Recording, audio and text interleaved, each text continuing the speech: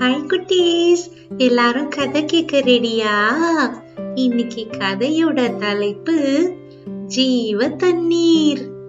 இன்னைக்கான மனப்பாட வசனம், நான் கொடுக்கும் தண்ணீரை குடிக்கிறவனுக்கோ ஒரு காலம் தாகம் உண்டாகாது.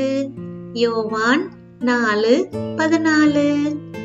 இன்னைக்கு கதையில இருந்து நம்ம என்ன தெரிஞ்சுக்கிறோம்னா, ஆண்டவர் நம்ம எல்லாரோட நண்பனா இருக்கணும்னு ஆசைப்படுறாரு. அன்னைக்கு காலையில ஸ்கூலுக்கு வந்ததும் மரியாக்கு ஒரு ஆச்சரியம் காத்துட்டு இருந்துச்சு. அவ பக்கத்துல புதுசா இன்னொரு பொண்ணு உட்கார்ந்து இருந்தா. மரியா, இதுதான் பேலிங், இவ சீனா தேசத்துல இருந்து வந்திருக்கிறா அப்படின்னு அவங்க டீச்சர் சொன்னாங்க. உன்னை சந்திச்சதுல எனக்கு ரொம்ப சந்தோஷம் அப்படின்னு மரியா சொன்னா. பேலிங்கும் ஆமா எனக்கும் சந்தோஷம் அப்படின்னு சொன்னா. அன்னைக்கு ராத்திரி மரியா பேலிங் கூட எப்படி ஃப்ரெண்ட் ஆகுறது அப்படிங்கறத யோசிச்சுட்டே இருந்தா. அப்பதான் அவளுக்கு ஞாபகம் வந்துச்சு, நம்ம இயேசு கிட்ட கேட்கலாம். ஏன்னா இயேசு எல்லார் கூடயும் நண்பரா இருக்கிறதுல ரொம்ப தேர்ந்தவரு. இயேசுவும் அவரோட சீஷர்களும் கலீலியாவுக்கு சமாரியா அப்படிங்கிற ஊர் வழியா போனாங்க. யூதர்களுக்கும் சமாரியர்களுக்கும் கொஞ்சம் கூட பிடிக்கவே பிடிக்காது. ஒருத்தர் எப்ப பார்த்தாலும் வெறுத்துட்டே இருப்பாங்க. எதுலயுமே அவங்க ஒத்து போகவே மாட்டாங்க. சீஹார் அப்படிங்கிற ஊருக்கு வெளியே இருந்த ஒரு கிணத்து மேல இயேசு போய் உட்கார்ந்திருந்தாரு. அவரு ரொம்ப தாகத்தோடையும் பசியோடையும் இருந்தாரு. யாக்கோபோட கிணறு அப்படின்ற அந்த கிணத்து பக்கத்துல ஒரே ஒரு பொண்ணு மட்டும் அந்த வெயில் நேரத்துல தண்ணி எடுக்க வந்திருந்தாங்க. அந்த பொண்ணை பார்த்து, எனக்கு குடிக்க கொஞ்சம் தண்ணி கிடைக்குமா அப்படின்னு இயேசு கேட்டாரு.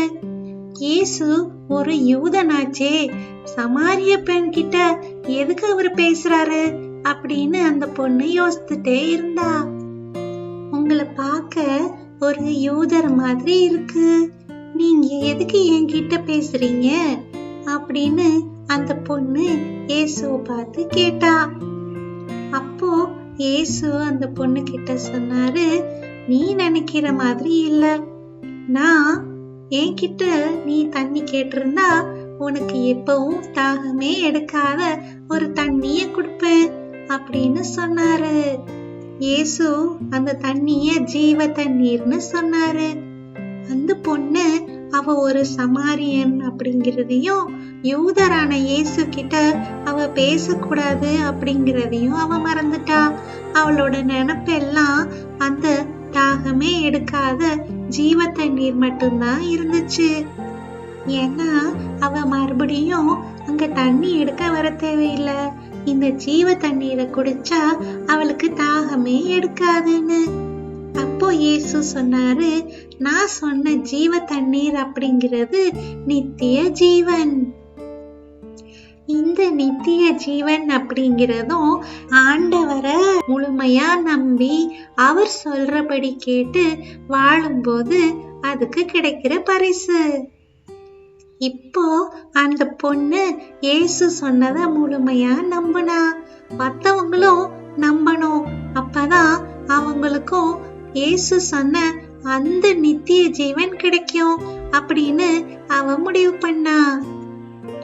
உடனே அவ அவசரமா அவங்க ஊருக்குள்ள போனா. போய் எல்லார்கிட்டையும், சீக்கிரம் வாங்க, ஒரு விசேஷமான செய்தியோட ஒருத்தர் நமக்காக அங்க காத்திருக்காரு அப்படின்னு சொன்னா. இயேசு அந்த சீகார் அப்படிங்கிற ஊர்ல 2 நாள் தங்கி இருந்து தாகத்தோட வந்த எல்லாருக்கும் அந்த ஜீவ தண்ணிய கொடுத்தாரு. அங்க இருந்த மக்கள் இயேசுவ மாதிரி இல்லாம வேறவங்கன்னு நினைச்சு இயேசு கொஞ்சமும் வித்தியாசம் பார்க்கல. அவங்க வித்தியாசமானவங்க அப்படிங்கிறது இயேசுக்கு ஒரு பிரச்சனையா இல்ல. அவங்களுடைய பழக்க வழக்கங்கள் வித்தியாசமானதுங்கிறதும் அவருக்கு ஒரு பொருட்டாவே இல்லை. இன்னும் அவங்க யூதர்கள் கூட பேச மாட்டாங்க அப்படிங்கிறது கூட ஒரு பிரச்சனையாகவே இல்லை. இயேசு இந்த உலகத்துல இருக்கிற எல்லாரையும் ஒரே மாதிரி தான் நேசிக்கிறாரு. இயேசுவை பொறுத்த வரைக்கும் எல்லாருமே அவருடைய நண்பர்கள். அவங்க எங்க வாழ்ந்தாலும் சரி, அவங்க பாக்குறதுக்கு எப்படி இருந்தாலும் சரி. நம்மளும் அவரை மாதிரியே நிறைய நண்பர்களை புதுசு புதுசா உருவாக்கணும்னு ஆசைப்படுறாரு. அவங்க நம்மளை விட வித்தியாசமானவங்க அப்படிங்கிறது என்னைக்குமே ஒரு பொருட்டே கிடையாது. இயேசுவ மாதிரி நீங்களும் எல்லார்கிட்டையும் அன்போட நடந்துப்பீங்களா? புது புது நண்பர்களை உருவாக்குவீங்களா? மறுபடியும் உங்களை அடுத்த வீடியோல சந்திக்கிறேன். பாய்.